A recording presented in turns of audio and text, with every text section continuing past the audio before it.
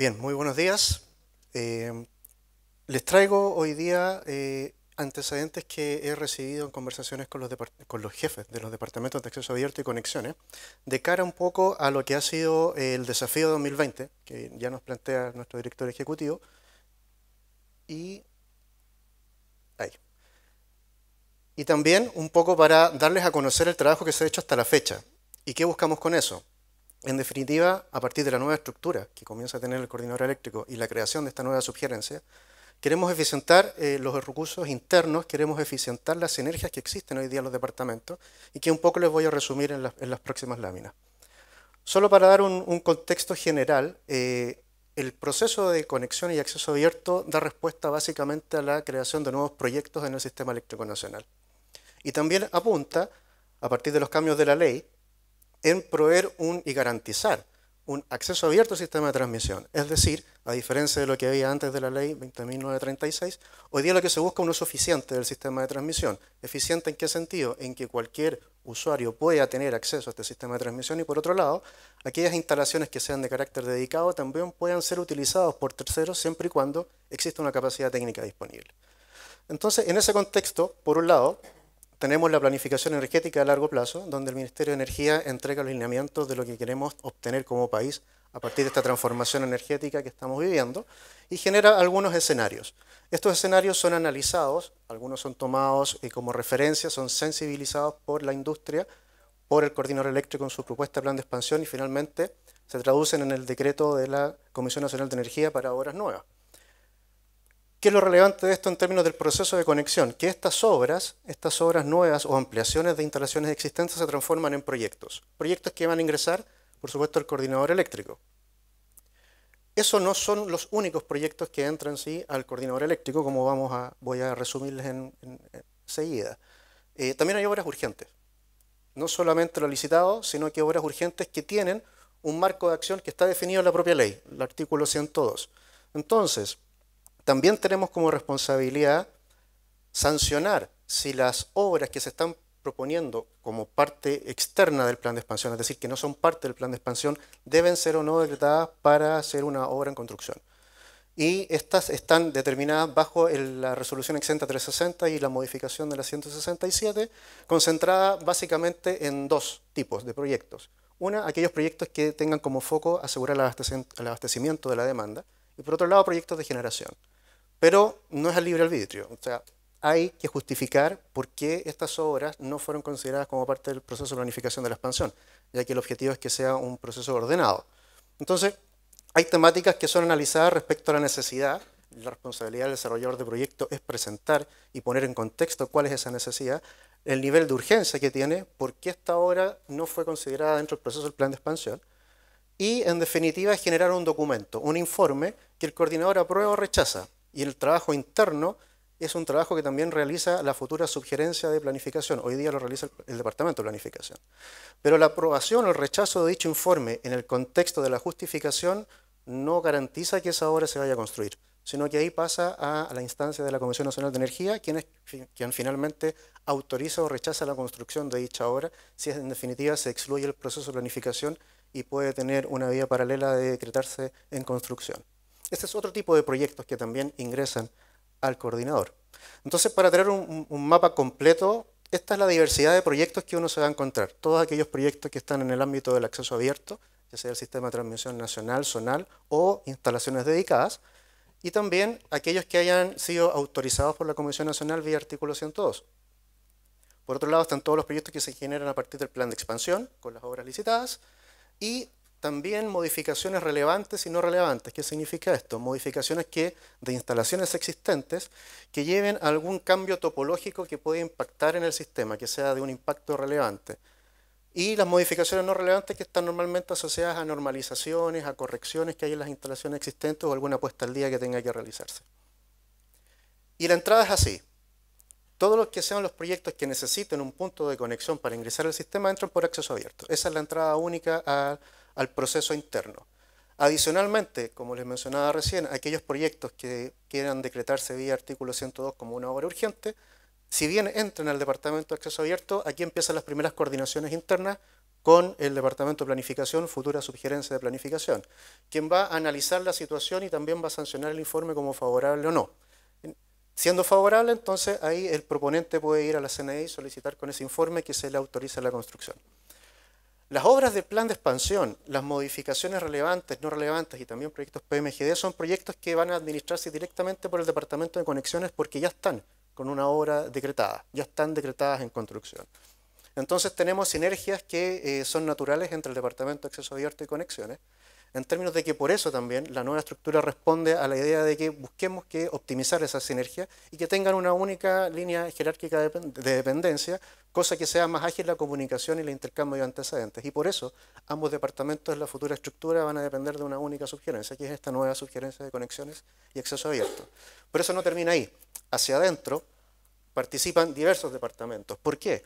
Porque si bien el régimen de acceso abierto está dentro de un contexto técnico, pero más bien regido por lo que dice la resolución 154, una vez que los proyectos se construyen y empiezan sus etapas de construcción, ya empieza a regir completamente la norma técnica de seguridad y calidad de servicio, y ahí hay diversos involucrados.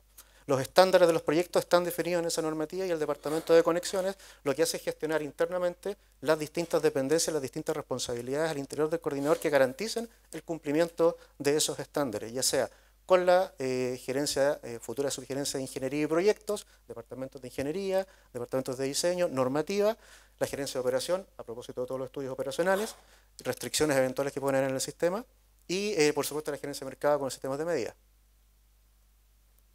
Ahora, específicamente desde el punto de acceso abierto, en conversaciones que tuve con la actual jefatura y con el equipo de trabajo, me transmitieron algunos puntos que consideran importantes de darles a conocer a todos ustedes en este proceso que se ha desarrollado durante este año 2019 y mostrar un poco de historia también.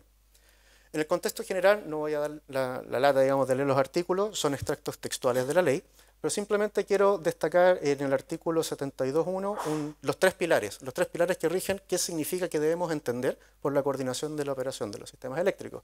Y el tercer pilar es precisamente el garantizar el acceso abierto a todos los sistemas de transmisión. Es decir, que ahora no solo debemos velar, por ley, de que la operación sea segura, sino que además debe complementarse con el mínimo costo de operación y también garantizando el acceso abierto. Entonces no es que un pilar sea más importante que el otro. El equilibrio tiene que estar dando respuesta a las tres dimensiones. Y esto para todo el sistema de transmisión, sea nacional, zonal o también dedicado. Entonces, volviendo al contexto de los proyectos, la primera fase, que tiene que ver con esta parte exploratoria, donde el acceso abierto es el que está llevando, digamos, la primera fase de desarrollo, los proyectos buscan las soluciones de conexión y aplica el régimen de la resolución 154. Y ahí están las solicitudes que ya son conocidas por muchos de los cálculos de capacidad técnica en sistemas dedicados, o bien la posibilidad de utilizar algún punto de conexión que haya suficiente capacidad, o en definitiva ir proponiendo nuevas obras. Entonces es un trabajo, como ustedes pueden ver, que es bien mancomunado con el proceso de planificación de la transmisión. Luego, si las soluciones de conexión o las solicitudes de uso de capacidad técnica son aprobados, entonces ahí el desarrollador puede solicitar la declaración en construcción. Y como les decía anteriormente, empieza el proceso de la etapa de construcción y el Departamento de Conexiones empieza a hacer todas sus gestiones al interior basado en el cumplimiento de la norma técnica de seguridad y calidad de servicio. En particular, el proceso de conexiones está normado también y está en el anexo técnico de requisitos técnicos de conexión de instalaciones. Por lo tanto, es bastante conocido en sentido de que los pasos del que este está construido están ya en utilización desde que la norma técnica también está dictada por el 2014-2015, la última modificación que sufrió, hasta la entrada en operación, por supuesto. Ahora, viendo la historia de qué es lo que ha pasado en el proceso de acceso abierto, desde que se lanza, digamos, la resolución exenta 154, han habido ajustes, obviamente, se han tomado definiciones para darle vida a esta resolución, y durante el 2018 se trabajó muy fuerte en ordenar el material asociado a facilitar el entendimiento de esta resolución y cómo facilitar las distintas etapas y procesos. Y esa difusión comenzó fuertemente a comienzos de este año, del 2019, con distintos trípticos, con videos explicativos y con consolidar esta información, formularios en el sitio web y en permanentes reuniones que se han tenido con todos los desarrolladores. Y un efecto de eso también se ha visto a lo largo de este año en la forma en que han aumentado las solicitudes. Entonces eso también va mostrando que se ha entendido cada vez más el proceso y se ha ido mejorando internamente, por supuesto, todos aquellos aspectos que involucren la toma de decisiones nuestras para efectos de aprobar o rechazar las solicitudes. Y también de cara a este aumento constante que estamos viendo proyectado de solicitudes, que no necesariamente, y esto es importante destacar, no necesariamente el 100% de estas solicitudes van a ser una declaración en construcción, lo que no significa que debemos responder a las inquietudes de la industria respecto a posibles puntos de conexión. Es decir, igual, las solicitudes deben seguir siendo analizadas y tratadas y evaluadas para efectos de tener un avance coordinado con planificación y para responder a las dudas de los posibles inversores que quieran entrar al sistema.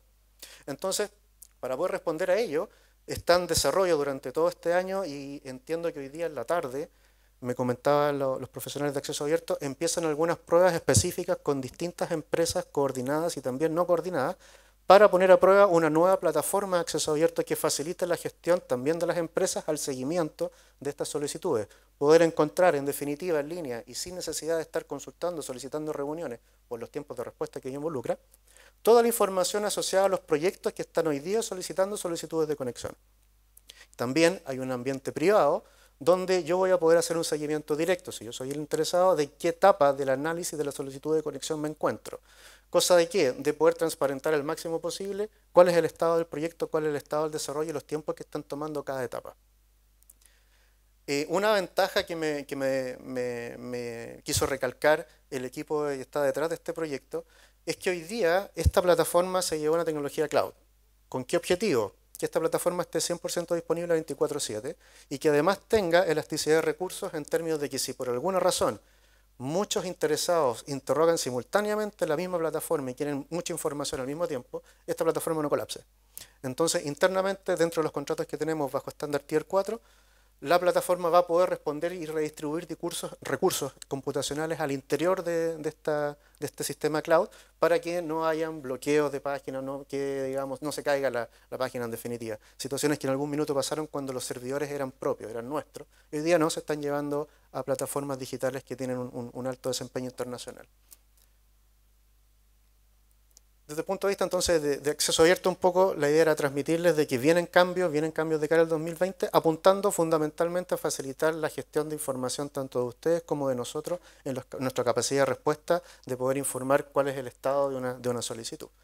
Desde el punto de vista de conexiones también se ha avanzado bastante, se han hecho muchas cosas, pero quiero destacar, y que no se pierda la idea de fuerza, de que Conexiones empieza a administrar los proyectos en base a lo que dice la norma técnica de seguridad de calidad de servicio y todos sus anexos. Por lo tanto, es mucha la información y muchos los requerimientos que tienen que ser gestionados por el departamento de Conexiones. Y digo gestionado porque naturalmente es imposible que un equipo, un solo departamento, haga efectivamente todas estas tareas. Son áreas de especialidad que están repartidas en distintas gerencias. Entonces son más de 10 departamentos de las distintas gerencias que están involucrados directamente en el proceso de conexiones. Viéndolo bien en macro, podemos decir que el proceso en serie vendría a ser la declaración en construcción, lo que permite dar inicio a la solicitud de inicio, digamos. Y aquí empiezan los distintos antecedentes que muchos de ustedes ya están familiarizados. Se empiezan a pedir diagramas unilineales del proyecto, descripciones, etcétera. ¿Para qué? Con el fin de poder construir las cartas de escenarios mínimos que exige la regulación. Y aquí empiezan a aparecer algunas cosas que quizás a algunos de ustedes les empieza a llamar la atención porque han tenido alguna dificultad en estas etapas. La puesta en servicio, que pasa por la revisión y aprobación por parte del coordinador y de las distintas unidades especializadas, en aprobar los estudios que corresponden a la validación del capítulo 3 o del capítulo 6. Capítulo 3, diseño de instalaciones, 6, de los estudios operacionales. Y con todo eso, la puesta en servicio y información técnica asociada se aprueba la energización, es decir, estamos tranquilos y cumplimos normativa para efectos de energizar esa instalación y que no se vaya a producir un problema mayor en la operación interconectada. Hasta la entrada en operación, que es donde se consolida toda la información, protocolos de prueba, etc. Y acá el mismo departamento de conexiones también ya tiene identificado, a partir de estas gestiones internas, una serie de puntos que se han detectado como críticos y los que se han estado trabajando. Algunos de esos puntos son de carácter interno, gestión nuestra, que tenemos que estar mejorándola permanentemente, y otras que también han estado como factores externos. Algunos de ellos, en síntesis, hay varios, digamos, pero para destacar que algunos que se ha trabajado también, es la iteración constante respecto a los diagramas unilineales. Y las razones de fondo detrás de eso se han identificado que tiene que ver con disparidad de criterios. Algunos desarrolladores tienen su propia identificación, su propia forma de construir diagramas unilineales. Algunos no utilizan cierta información en el diagrama lineal, sino que lo utilizan en archivos separados. En definitiva, la posibilidad de administrar las distintas revisiones del diagrama unilineal cuando la información que llega por un mismo documento es distinta, evidentemente ralentiza las posibilidades al interior de nuestra organización de generar la carta de escenarios mínimos para que puedan realizar los estudios pertinentes, o sea, para que el proceso pueda avanzar. Y por supuesto, imaginen si se generan cartas de escenario erróneas, con información errónea a partir de estos diagramas unilineales, por ejemplo, todos los estudios que vienen después no sirven. Entonces, son etapas críticas que deben ser cumplidas con el rigor que amerita. También hay otras informaciones asociadas a información técnica que es obligatoria para poder asegurarnos que la energización de una instalación va a ser segura. Si esa información no está disponible antes de energizar, tenemos la responsabilidad de asegurar la estabilidad del sistema frente a ese tipo de energizaciones o tomar medidas que sean paliativas en términos de que si se produce un evento, todo el sistema no colapse. Entonces también es información crítica y relevante que al parecer muchas veces se ha detectado por los departamentos, no se le da el valor respecto del avance del proyecto, y efectivamente no lo tiene para el proyecto, pero sí lo tiene para la seguridad sistémica al momento de energizarlo. Señales de escala, etc. Entonces, dentro de este universo, ¿se han tomado medidas? Sí, algunas eran de responsabilidad nuestra, pudimos colaborar en ello. Por ejemplo, el tema de diagramas unilineales se uniformó mediante guías que están disponibles en las mismas páginas web nuestras. ¿Qué es lo que esperamos como coordinador, qué necesitamos como coordinador de información mínima que tiene que contener esos diagramas unilineales para poder generar la carta de escenarios mínimos más adecuada? Es decir, no se busca que se cumpla con un requisito nuestro porque nos gusta de esa forma, sino que es porque hemos encontrado que es lo más práctico para las áreas que están involucradas en los desarrollos de cartas de escenario, tener esa información a la vista para poder liberarla de la forma más rápida posible. Un ejemplo de las mejoras que se han hecho. ¿Y por qué es crítico? Porque si uno ve los volúmenes, no es solamente un proyecto, sino que se están manejando a la fecha más de 400 proyectos entre instalaciones nuevas, existentes, y todas con el mismo flujo de información. Entonces, para poder responder de la forma más rápida posible, necesitamos recibir esos antecedentes lo más ordenados posibles también. Entonces, aquí hay una responsabilidad compartida en términos de que nosotros debemos proveer la información o los requerimientos de la forma más clara posible, y por otro lado, que los desarrollos se realicen dentro de ese marco para poder nosotros responder en los plazos que esperamos. Y algunas mejoras se han identificado. Me han compartido también estas estadísticas en términos de que si bien los promedios siempre son engañosos porque hay proyectos que se pueden demorar más o menos en función de su complejidad, han habido mejoras en términos del proceso completo. El proceso completo que en promedio está tomando del orden de 15 meses, hoy día está tomando alrededor de 9 meses. Entonces ha servido estas distintas acciones, tanto internas como también desde los externos, de empoderarse de los requerimientos que estamos solicitando, no por gusto propio, como decías, sino que para poder eficientar estas distintas etapas. Y ejemplos prácticos numéricos también se encuentran. Por ejemplo, en la etapa 1, que pasa por la confección de estas cartas de escenarios mínimos, el tiempo involucrado para su generación ha bajado a la mitad prácticamente. Entonces eso también muestra que nos ha ayudado el que los distintos desarrollos se hayan alineado en definitiva a lo que está planteando las distintas guías que estamos difundiendo. Lo mismo caso para la revisión de información técnica, la visualización de proyectos que ha facilitado y liberado la demanda de información respecto del equipo de conexiones, de cuál es el estado de mi proyecto, en qué estado está, por qué quedó aquí, por qué no quedó acá. Bueno, esa información ya se empieza a encontrar en línea. Entonces nos libera recursos a nosotros de atender llamados, de hacer reuniones, no porque no queramos reunirnos, sino que básicamente para concentrar esas reuniones en problemas concretos que pueda tener el proyecto y no solicitudes de información que pueden obtenerse en línea. Y también incorporando la gestión de modificaciones no relevantes, y aquí también hay estadísticas interesantes respecto al cumplimiento acumulado de los plazos máximos que tenemos comprometidos para poder responder a esas solicitudes, donde ya en agosto de este año se ha superado, ya consolidado, un aumento en la eficiencia del 93% de estos proyectos que ya están dentro de plazo, situación que no era así el año pasado y a comienzos de este año. Entonces, cuatro aspectos a destacar simplemente. Por un lado, la plataforma de gestión de proyectos contiene un montón de antecedentes, muchos criterios que se manejan al interior de las revisiones de las distintas etapas, y que lo que necesitamos es que no estén ahí para nosotros, sino que están ahí para ustedes, para quienes están desarrollando los proyectos, y en definitiva puedan tener el antecedente antes de ingresar los antecedentes hacia nosotros. Es decir, si ya saben que van a tener que enviar antecedentes de diagramas unilineales, el llamado es que por favor revisen cuáles son esos requisitos del diagrama lineal antes de enviarlo, porque si lo envían, evidentemente van a tener observaciones, van a empezar las iteraciones y se ralentiza el proceso de la cadena completa. Hay también reportes básicos desde esta PGP del listado de cuáles son todos los proyectos que se están gestionando, si tengo un vecino que está avanzando o no está avanzando. Esa información también está de libre acceso. La publicación de documentos también, de formularios técnicos, por ejemplo, de cuáles son los requisitos que ya están en la normativa, pero cómo se manejan al interior del coordinador. Si yo voy a verificar los estándares de diseño, bueno, pero al final del día, ¿qué es lo que yo reviso? Eso también se ha ido transparentando y ordenando y están disponibles para que sepan de antemano cuál es el criterio de revisión de cumplimiento de esos estándares, que son estándares normativos al final del día. La elaboración de una guía de interconexión de nuevos proyectos que facilita el entendimiento de todas estas etapas. La nueva versión de esa guía está en desarrollo. Entiendo que ya la versión está lista ahora dentro de diciembre. Y la idea es, por supuesto, vamos a conversar ya con más detalle con el departamento y con los otros encargados para ver si hay alguna mejora adicional que podemos hacer o recoger desde ustedes alguna inquietud respecto de esa información de la guía que está existente para poder incorporarla a la versión 2020, de manera de facilitar el entendimiento de este proceso. Y talleres de capacitación que creemos que tienen que ser enfocados. Una cosa es que nos podamos reunir en una jornada técnica y otra cosa es que trabajemos más en detalle las distintas etapas del proceso. Eso creemos que tiene un nicho más específico asociado a talleres que se pueden realizar y un ejemplo de ello fue el taller de agosto de este año, donde los participantes valoraron bastante el poder hacer una interacción más de detalle respecto a todos estos procesos y a las distintas problemáticas. Entonces, la idea nuestra es ir planificando durante el año 2020 algunos eventos específicos que sean más aterrizados a las problemáticas críticas que estamos identificando nosotros o que ustedes nos hagan saber para poder tratarlas ya con una conversación más a niveles de especialistas o de gestión de proyectos, dependiendo de la temática que se haya identificado como crítica.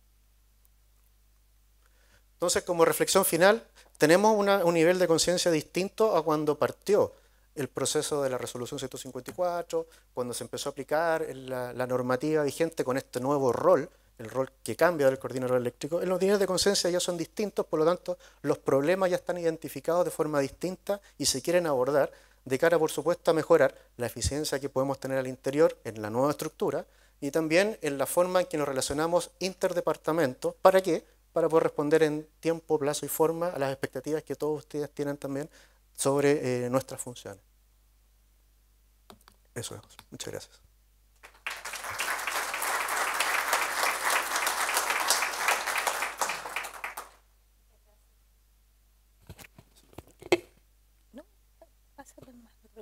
Vamos a pasar a una jornada de preguntas. Se queda aquí con nosotros Eric. Muchas gracias. No sé si hay dudas respecto a la presentación. Por allá, por favor. Gracias. Hola, Gastón Davis por acá. Quería consultar qué pasa cuando los procesos paralelos se tardan un poco más de lo debido a que, claro, acá se muestra que va periódicamente avanzando, va bastante rápido avanzando, pero cuando, por ejemplo, los permisos ambientales se tardan un poco más.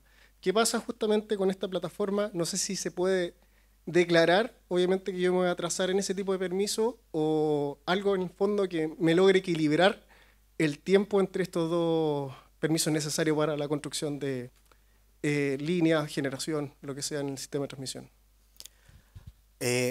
A ver, aspectos regulatorios asociados al proceso, en definitiva, para efectos de la construcción, cuando yo declaro la obra, digamos, ya está declarada en construcción, en teoría hay varios permisos que ya han estado analizados y se supone que han estado trabajados y aprobados por parte de los gestores. Dependiendo del contexto, si es, por ejemplo, un proyecto de acceso abierto, un sistema de transmisión dedicado, etc., hay plazos que están definidos. O sea, tú tienes 12 meses para declararte en construcción y cumplir con todos los requisitos legales que van más allá de la parte eléctrica, sino que también ambiental, etc. Y si se pasa eso, hay posibilidades de extensiones. La ley señala y la resolución señala condiciones en las que yo puedo tener algunas extensiones, pero sin desmedro de potenciales desarrollos que estén en paralelo trabajándose y que tengan esos permisos, por ejemplo, el día. Entonces, para efectos prácticos, si tú tienes 12 meses para poder realizar tu declaración en construcción y cumplir con todos los requisitos legales y no puedes llegar, pides una solicitud de ampliar ese periodo de tiempo, de vigencia, y no hay interesados en ese mismo punto, entonces no hay razón para impedirlo, digamos, esa extensión de plazo. Pero si hay interesados que han hecho su trabajo y van al día, no se te puede garantizar eternamente, digamos, esas solicitudes por mientras. por ejemplo.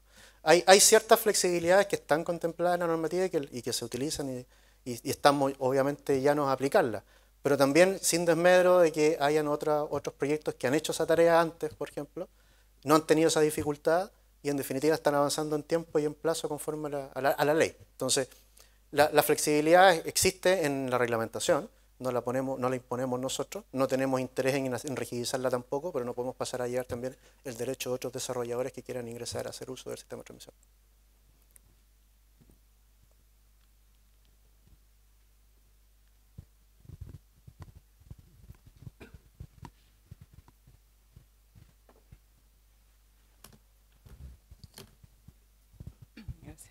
Hola, una consulta. En el plan de expansión, las obras de ampliación tienen plan de expansión y las licitaciones que hace el coordinador de las obras de ampliación tienen plazos bien acotados en cuanto a se tienen que poner en servicio. ¿Cómo conversan esos plazos que están establecidos en las licitaciones del coordinador con este proceso el proceso que tienen que hacer para conectar los proyectos? Sí. Y si están acordes o no. Los plazos involucrados en el proceso de conexión son conocidos, están descritos en el anexo técnico de requisitos mínimos de conexión. Ahí están los tiempos que nos podemos demorar como máximo nosotros y obviamente no están puestos los tiempos que puede tomar el desarrollador de presentar esa documentación. Hay algunos espacios que sí, otras que no, pero si uno suma el tiempo completo y asume que no hay iteraciones, el proceso de conexiones es muchísimo más corto que la construcción del proyecto, digamos, muchísimo más corto. Los problemas empiezan a aparecer cuando, si bien se producen muchas iteraciones, lo que impide avanzar de una etapa a otra, producto de deficiencias, de antecedentes incompletos, etc. O bien que el desarrollador le esté costando mucho generar esa documentación, que los estudios se le estén atrasando por sus propios consultores, en el caso, en una situación, o bien que los niveles de análisis que se están entregando al coordinador no están conforme a la normativa vigente, no se están respetando cartas de escenario, que es como la parte operativa ya más interna de interacción entre desarrollador y el responsable de revisar, que somos nosotros. Otros aspectos que también hemos identificado que se retrasan tienen que ver con la faena constructiva, digamos. Hay problemas en la construcción de las obras que va ralentizando un poco el avance y que no son a causa de estos estudios. Entonces, si uno lo ve como desde el punto de vista de requisitos mínimos de lo que se revisa en el proceso de conexiones, es muchísimo más corto el periodo, muchísimo más corto. Pero si en la realidad se producen retrasos, esencialmente se han identificado problemas en iteraciones, que son un poco lo que ya expliqué, o por otro lado, ya problemas en la construcción, en la faena misma, que ya escapan al proceso de conexiones en sí. Es parte de la gestión de la obra, de la construcción.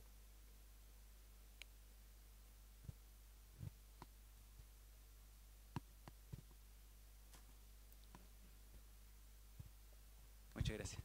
Hola, buenos días, Rodrigo. Mi nombre es John Aguilar. Mira, quería consultar respecto a la información pública que existe, o si es que existe información pública en cuanto a la capacidad disponible en las líneas de transmisión o bahías existentes. O de qué forma yo puedo pedir esa información. Y a partir de eso yo a lo mejor pensar en desarrollar algún proyecto. Existe un informe de un estudio, digamos, de capacidad técnica disponible de todo el sistema de transmisión. Se publicó el año pasado.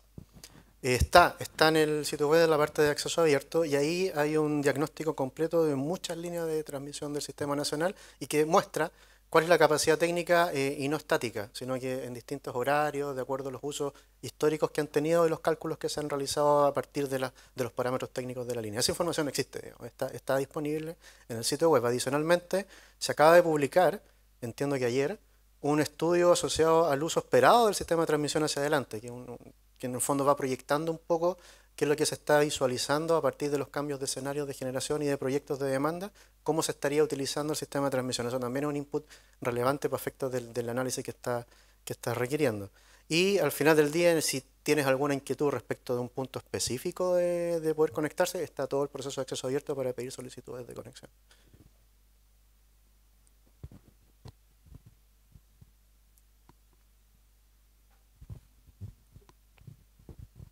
Hola Eric, buenos días. Hola. Una consulta, Andrés Cavilles de Engie. ¿Cómo están trabajando el tema de la transparencia de la información en cuanto a solicitudes de terceros en tema de acceso abierto? más específico. Por ejemplo, actualmente la plataforma no la conozco, la vamos a ver un poco más en la tarde, pero ¿cómo ¿Estás lo invitado? están? Sí, estoy Bien, invitado. bien. ¿Cómo lo vamos a ver ese tema en cuanto a solicitudes de terceros? O sea, ¿qué está haciendo la competencia? ¿Qué están haciendo el resto de solicitudes bien. en el punto, por ejemplo, X? Ujú. Esa información, ¿cómo la están Sí, viendo en mira, el futuro? la idea de la plataforma, hoy día hay información que es pública por el sistema de correspondencia. Y ahí uno puede ver quiénes están pidiendo estudios o quiénes están solicitando análisis de puntos de conexión. Por lo tanto, no es algo que se maneje en términos secretos. Lo que sí es engorroso de poder estar siguiendo las cartas que se están generando. Entonces, una de las ideas es que esta plataforma muestre de partida esa información ya consolidada y ordenada, un poco preprocesar esos antecedentes y que cualquiera en el ambiente público de esa plataforma pueda saber cuántas solicitudes se están ingresando, en qué parte del sistema se están ingresando.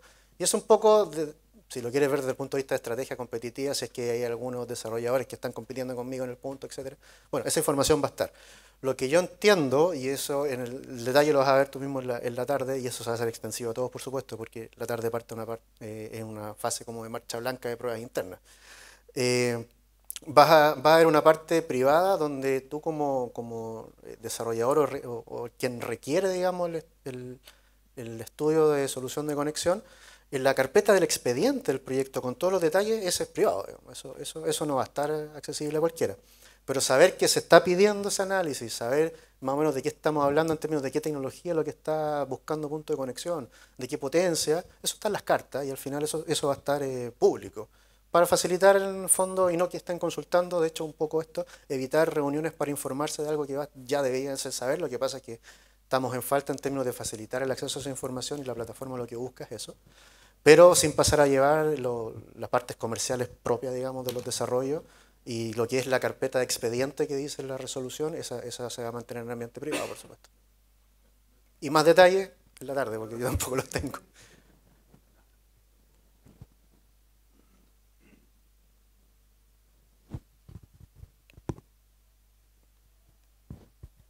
Ok, gracias. Consulta, le damos un aplauso a Eric.